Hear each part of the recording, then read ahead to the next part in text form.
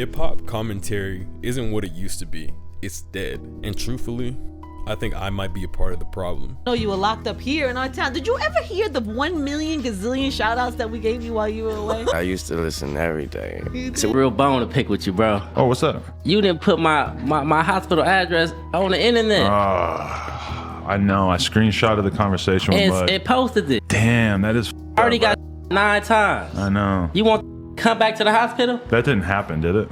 No, it didn't. Thank God, but like, bro, you did that. Yo, I be hearing y'all, man. This you is be amazing. listening to this? You a citizen of Sway in the Morning, dude? What the hell is you talking about, man? I don't know. You a legend, baby. Nas in the building. Meek, let me tell you when I stopped believing you, because you know what you're shocked about? You're like, oh my God. Well, I told him I'm gonna beat him up. Well, I seen you fight. You can't fight. I'm down to squabble. You down? If you beat me up, so what? I don't care, but that's how much of a bitch I think you are.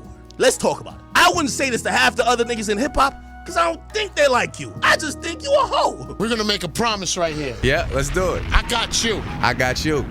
Media and music are supposed to be art. They're both art forms. Hip-hop journalism was once a place where artists' stories were told, where legacies were built, and where we could appreciate the culture. But somewhere along the way, that art got ruined. Hip-hop interviews always had some controversy, but it was just one part of the conversation. Yo, ain't number wild motherfuckers, they look at this shit here, you know, straight up hard motherfuckers. They want to know the real shit on all that shit that's been going on. You know how y'all really feel about what's that going on.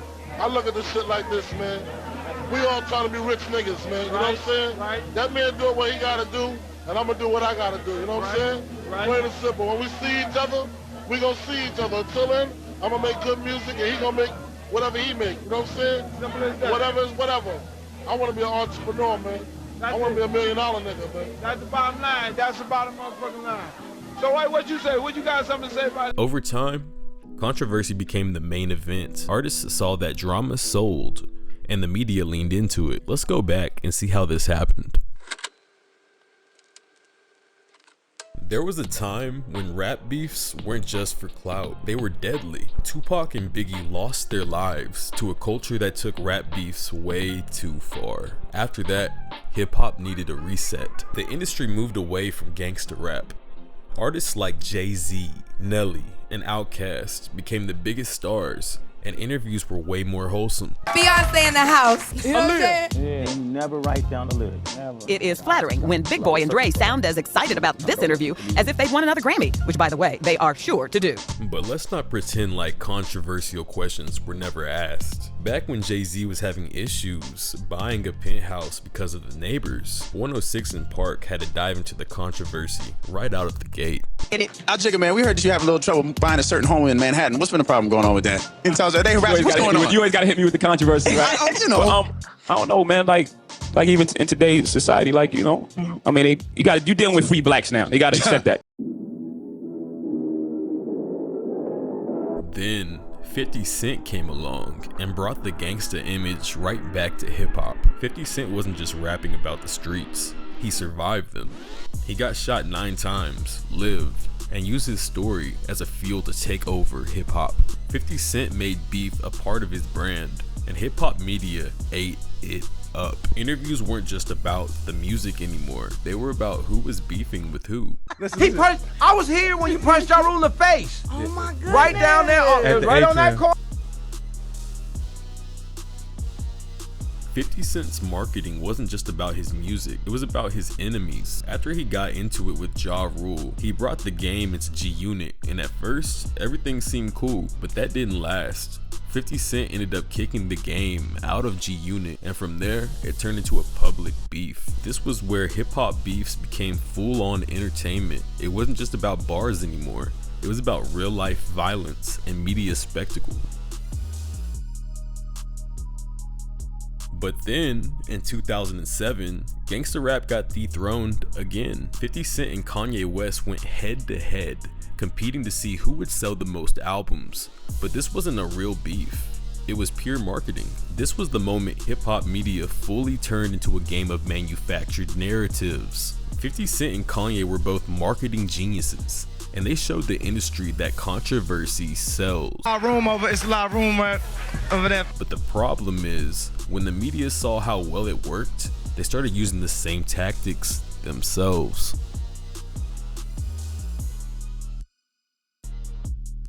Vlad and the Breakfast Club were focusing on personal drama, legal troubles, and industry feuds. Interviews became gotcha moments.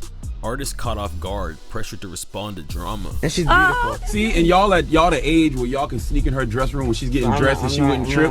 You know what I'm saying? They could see her naked and they wouldn't trip. It's like, oh, it's just them. She get dressed in front of y'all. Hide in the closet, pop out with naked.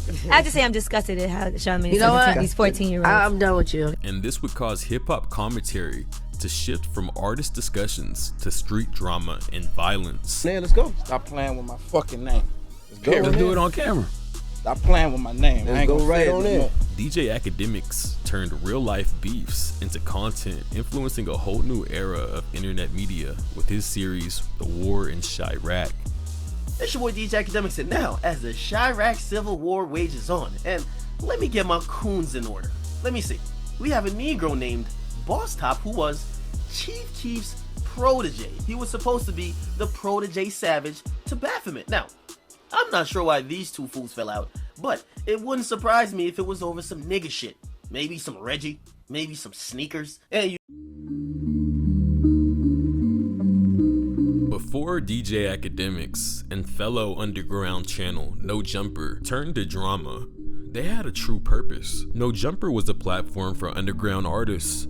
As SoundCloud was on the uprise and a lot of fans were finding music straight from the platform, there was a need for a No Jumper to step in and do interviews for these artists so the fans had something to connect to. Even Akademiks switched from War in Chirac to real hip-hop discussions after Complex hired him for the show Everyday Struggle. And Adam22 tried to follow the same formula with House Phone and Camgirl with a YouTube series called The No Jumper Show, but it was all short-lived.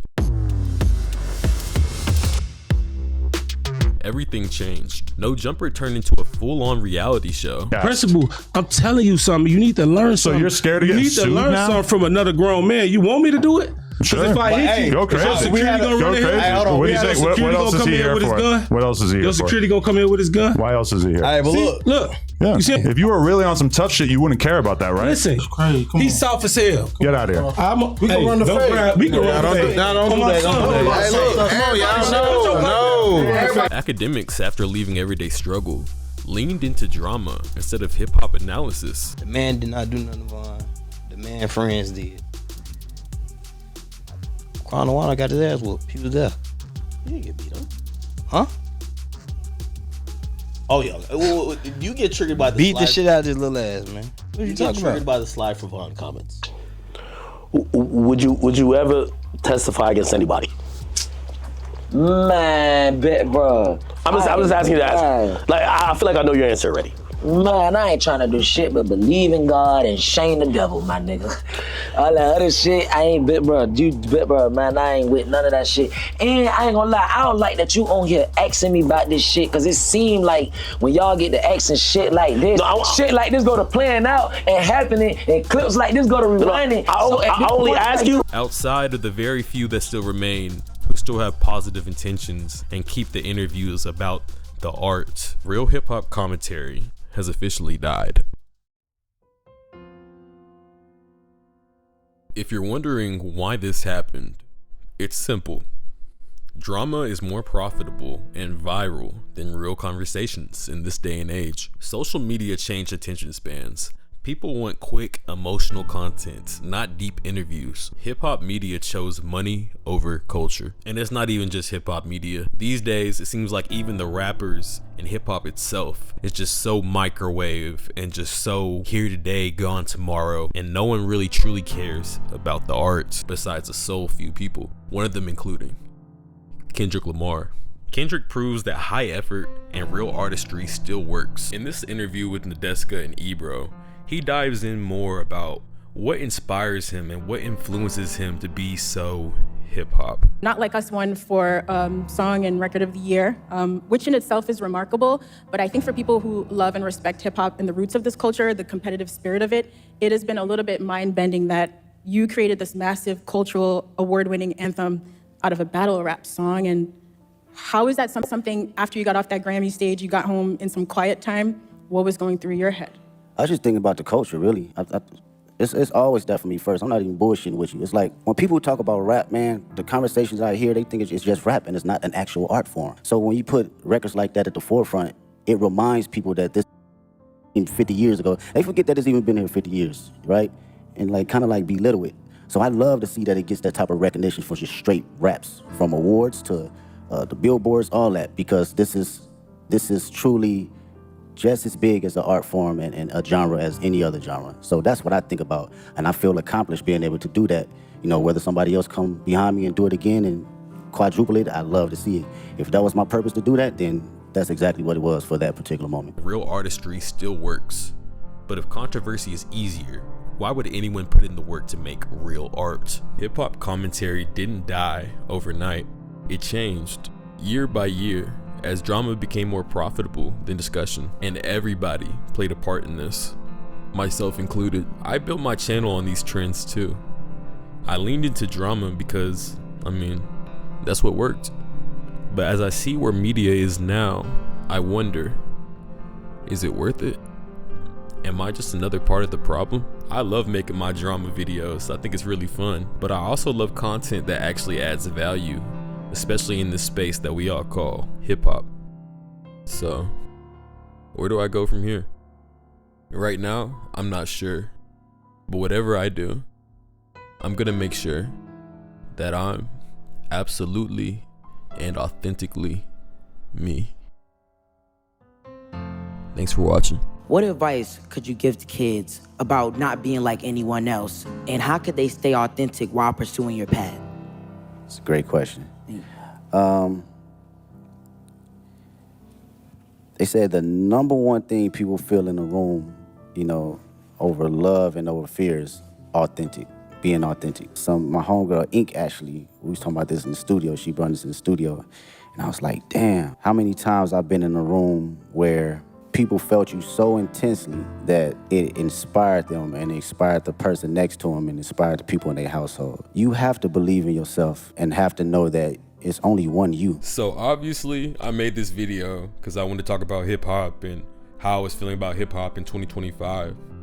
But also, I wanted to talk about how it's okay to be yourself, man. It's okay to be authentic. It's okay to not fit in, because that's what makes you fucking cool, dude. Social media's just fucked everything up where people think there's a certain way to be cool. But honestly, the coolest version of you is yourself, and it always will be. But I mean, don't get me wrong. If you dress like a bum, you don't have any skills, you don't have any money, you don't have any girls, or nobody knows you, bro, fix one of those things.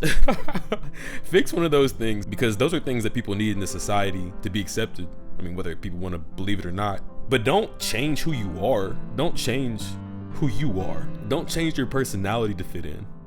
Change one of those other things. The reason you meet someone and you're like, yo, I fuck with this person, and on paper, 10 minutes before you started to chop with them and vibe with them, you're like, I'm not gonna like, think about every person that's ever walked into a room and you judged them real quick. And look, let's call a spade a spade. You guys are cool. Like, you know, and when you've got that as your currency, you always feel better than being hip to it, being fresh, having it. That's like money. It's a currency. And when people walk in, just like the country club with their third generation money, when someone from the street walks in and they judge, someone that's got flavor, when someone that walks in that physically, the way they're dressed, doesn't look like they have flavor, they judge them as, I'm out with that person. But then they sit down on a plane. Think about the crazy people you chopped up with in the last 3-4 years on a plane. No, that's a fact. And you're like, hanging with like grandma, you're like, I fuck with. And the only reason it could ever happen is authenticity. When fucking Run DMC and Aerosmith made that music video and that song, rock and roll was #1 and it wasn't even close. Hip hop was a young baby coming up, starting to make some noise. That shit came out and it made such crazy noise. But the reason they fucked with each other was they were just being authentic and they liked each other. Truly, and it changed everything. That is the watershed moment of momentum for hip hop that people don't understand.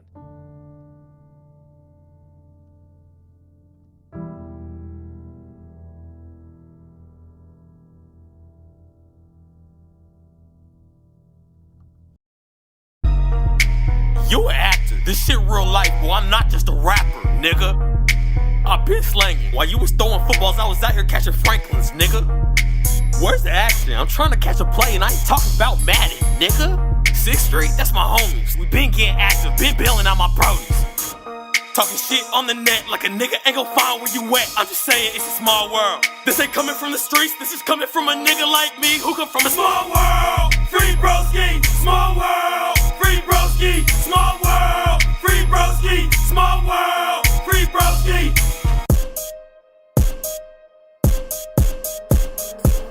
One time I got robbed by a waiter. I waited by his car till he clocked out just to get that boy a tip. Ain't nobody fuck with my potatoes till I started cooking in this bitch. Now everybody wanna chill. This bitch be running her mouth. This bitch must have got too confused when I told her give me lip. Queso, I like my cheese. Queso, let me grab my cheese and a nigga got a dip. Nigga, it's over. I'm the chosen one. I'm a 6-leaf clover. Nigga, I'm a 6th Street soldier. I ain't know her ass, but I made her bend it over. I see true colors, you a wussy. All you niggas pink like pussy. Your bitch mouth smell like Medusa. Damn, I am not a killer, don't